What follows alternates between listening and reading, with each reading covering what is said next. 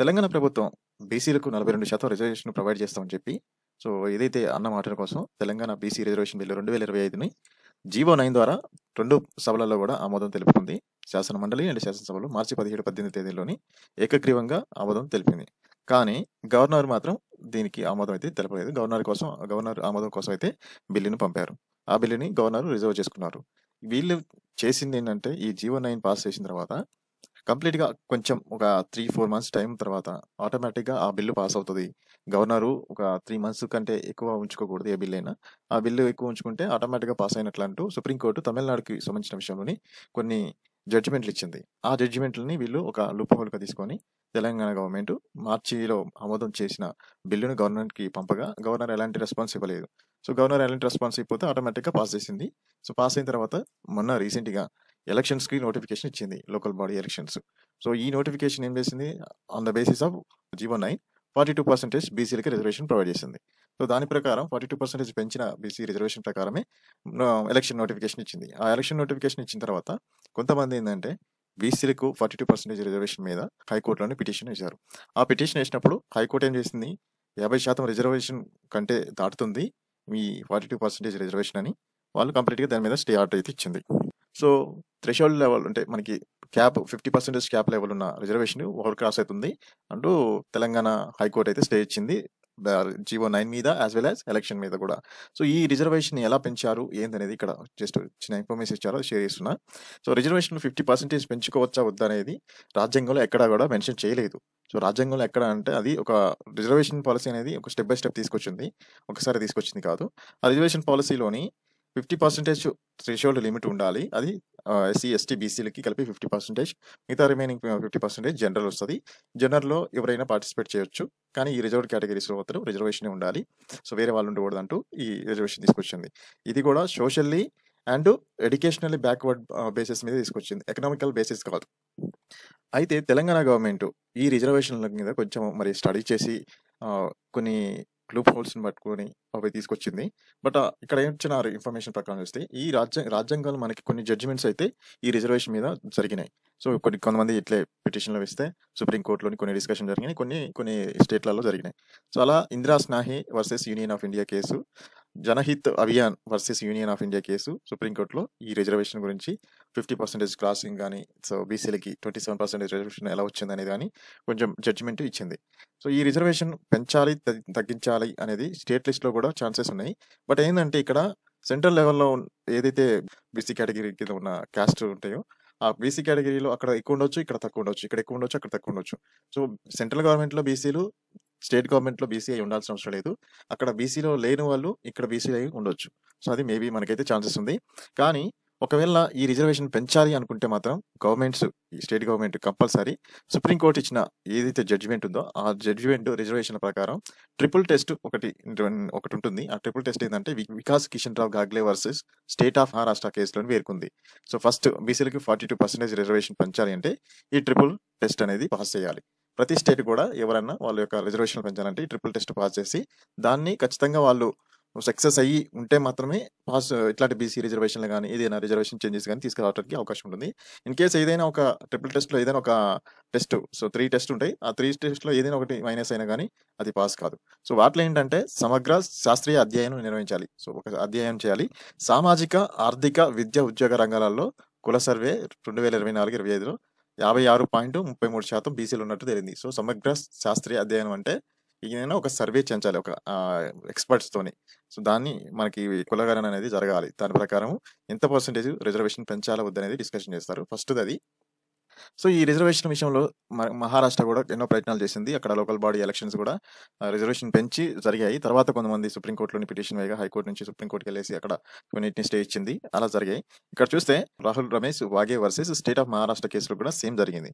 First సమగ్ర కుల survey, తర్వాత తెలంగాణ ప్రభుత్వం ఒక రిటైర్డ్ ఐఏఎస్ ఆఫీసర్ తోని వెంకటేశ్వరరావు గారు నేతృత్వంలో సభ్యుకి 1 మ్యాన్ కమిషన్‌తో ఏర్పాటు చేసి కంప్లీట్‌గా డేటా సర్వేని అక్కడ ఏం జరుగుతుంది, అసలు ఎంత డేటా ఉంది, బీసీలు ఎంతమంది ఉన్నారు, బీసీలో ఎన్ని కులాలు ఉన్నాయి, వాటి మీద కంప్లీట్ ఇన్ఫర్మేషన్ ప్రొవైడ్ చేయమంటూ ఒక 1 మంత్ టైం ఇచ్చింది ఈ కమిషన్‌కి.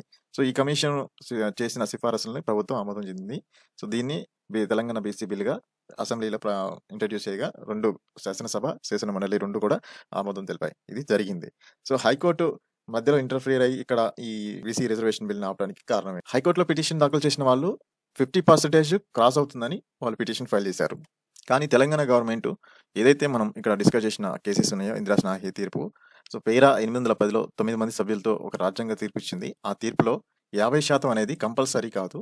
సో, అది ఇంక్రీజ్ కావచ్చు, తగ్గించుకోవచ్చు అనేది సిట్యుయేషన్ డిమాండ్ చేసినప్పుడు మాత్రమే. సో, ఎక్కడైతే సిట్యుయేషన్ డిమాండ్ చేస్తదో ఆ సిట్యుయేషన్ డిమాండ్ చేసిన అంటే క్రిటికల్ సర్కమ్‌స్టాన్సెస్ అని ఉంటది.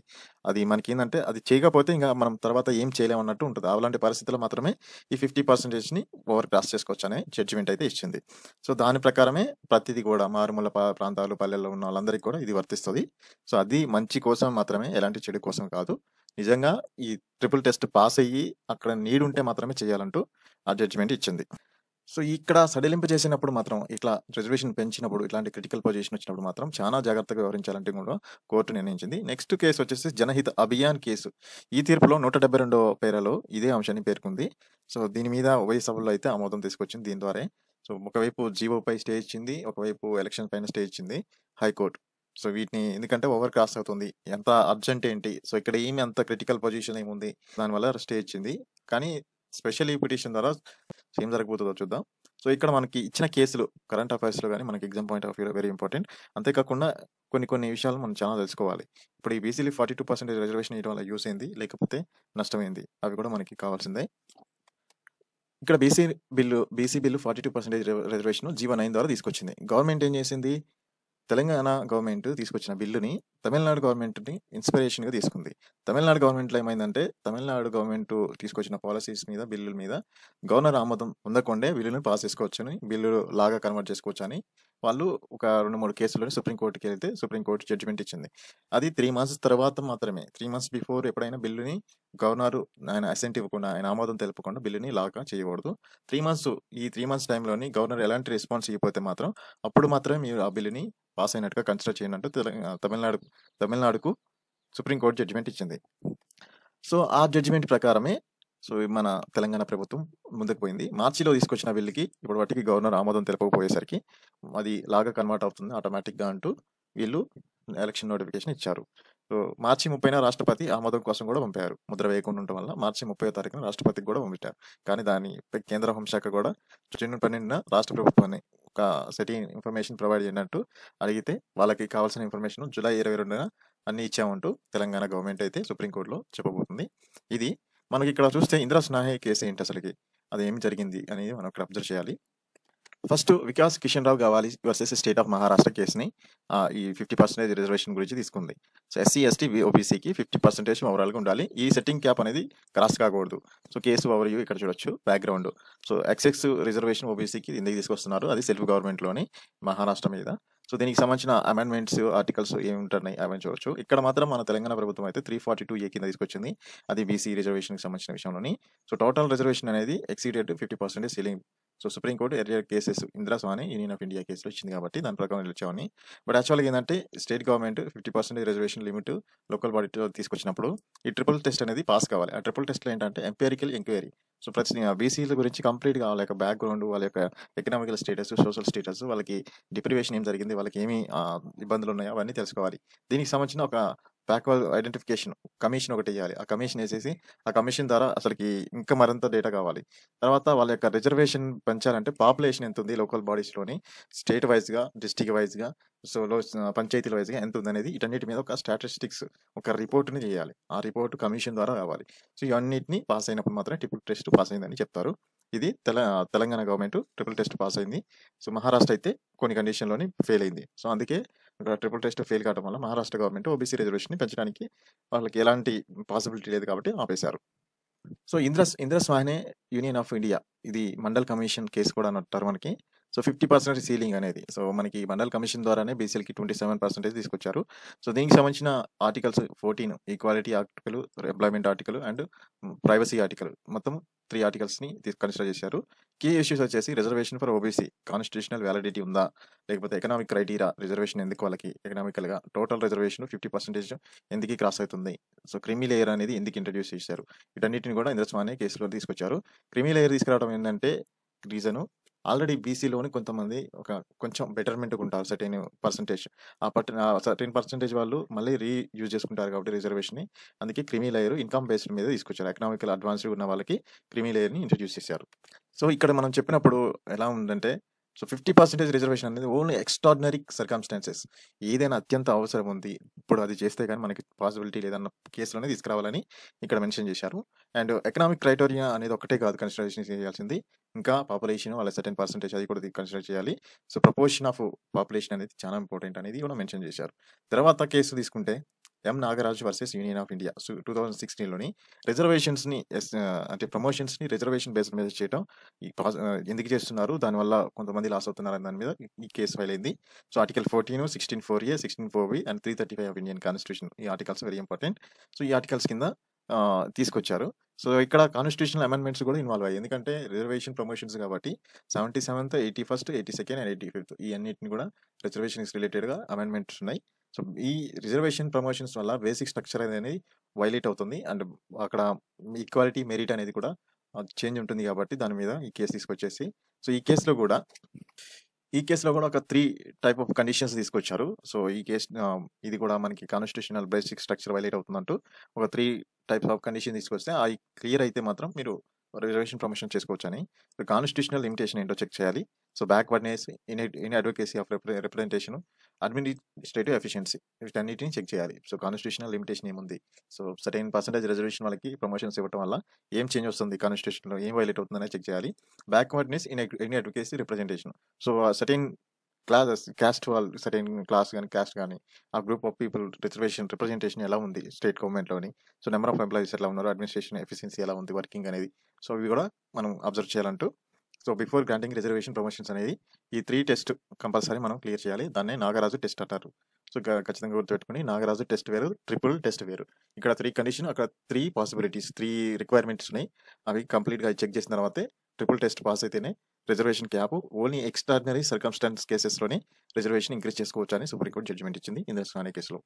సో, ఇది కంప్లీట్‌గా బీసీ రిజర్వేషన్ 42% పెంచొచ్చా లేదా అనేది ఇంకా కంప్లీట్‌గా ఏందంటే కాన్స్టిట్యూషన్ మీద డిపెండ్ అయి ఉంటుంది కాబట్టి. సో, ఇక్కడ మనకైతే ఇక్కడ కాన్స్టిట్యూషన్‌లోనే సర్టెన్ పర్సెంటేజ్ ఫిక్స్ అయ్యిందనేది లేదు కాబట్టి మనకి ఛాన్సెస్ ఉంటాయి. ఛాన్సెస్ అనేది ఎలా ఇచ్చారంటే ఓన్లీ ఎక్స్ట్రార్డినరీ కేసెస్ అంటే అత్యంత ఈ పని చేస్తే తప్ప మనకి వేరే పని లేదు, మనకి పాసిబిలిటీ లేదు అనే ఉద్దేశ్యం ఉన్నప్పుడు మాత్రమే మీరు ఇలాంటి నిర్ణయాలు తీసుకోవాలి. ఆ నిర్ణయం కూడా చాలా కేర్‌ఫుల్‌గా తీసుకోవాలి. దాని మీద కంప్లీట్‌గా చానా కేర్‌ఫుల్‌గా ఉండి ఆ రిజర్వేషన్ పెంపు అనేది చేయాలంటూ సుప్రీంకోర్టు ఇందిరాస్వామి కేసులో ఇచ్చింది. బట్ ఇంకా ఫర్దర్‌గా మూవ్ అయినప్పుడు ఏమవుతుందంటే ఇలాంటి ఇష్యూస్ వస్తూనే ఉంటాయి. కానీ గవర్నరు తమిళనాడులోని గవర్నరు ఆమోదం లేకుండా, అసెంట్ లేకుండా బిల్లులు పాస్ చేయటం వల్ల ఇప్పుడు వేరే స్టేట్ కూడా సేమ్ అదే ప్రొసీజర్‌లో చేస్తుంది. అప్పుడు గవర్నర్ యొక్క రోల్ అనేది తగ్గుతుంది. సో, ఆయన రోలు స్టేట్ టు సెంట్రల్ రిలేషన్ అనేది దెబ్బతింటుంది. సో, వీటి మీద చాలా ఇష్యూస్ రైజ్ అవుతుంటాయి. సో, దీంట్లో లీగల్‌గా కొంచెం కోర్ట్స్ ఇన్వాల్వ్‌మెంట్, హైకోర్టు స్టే ఇవ్వటం, సుప్రీంకోర్టు జడ్జిమెంట్ వేరే ఇవ్వటం. సో, ఒక కేసులో ఉన్న జడ్జిమెంట్ ఇంకో కేసులోకి తీసుకొచ్చినప్పుడు చేంజెస్ ఉంటాయి. సో, ఇది ఎప్పుడూ మారుతూనే ఉంటుందన్నమాట. ఇది మనకి ఒకటి ఫిక్స్‌డ్ అనేది ఉండదు. సో, డిపెండ్స్ అపాన్ టైమ్ అనమాట. మన తెలంగాణ కాదు, ఏ రాష్ట్రమైనా సరే. సో, మన ఇండియాలోని కాన్స్టిట్యూషన్ ప్రకారం అయితే ఎప్పటికప్పుడే చేంజ్ వస్తూనే ఉంటుంది. కానీ ఇవన్నీ కూడా బేసిక్ స్ట్రక్చర్‌ని మాత్రం వైలేట్ చేయకూడదు. అది మాత్రం మెన్షన్ చేశారు కాన్స్టిట్యూషన్‌లోని. అది మరి. దీని మీద మీకు ఇంకా ఏమన్నా డౌట్స్ గాని, ఏమన్నా ఇన్ఫర్మేషన్ తెలిస్తే కింద కామెంట్‌లో చెప్పండి. So, please support my channel. Thank you.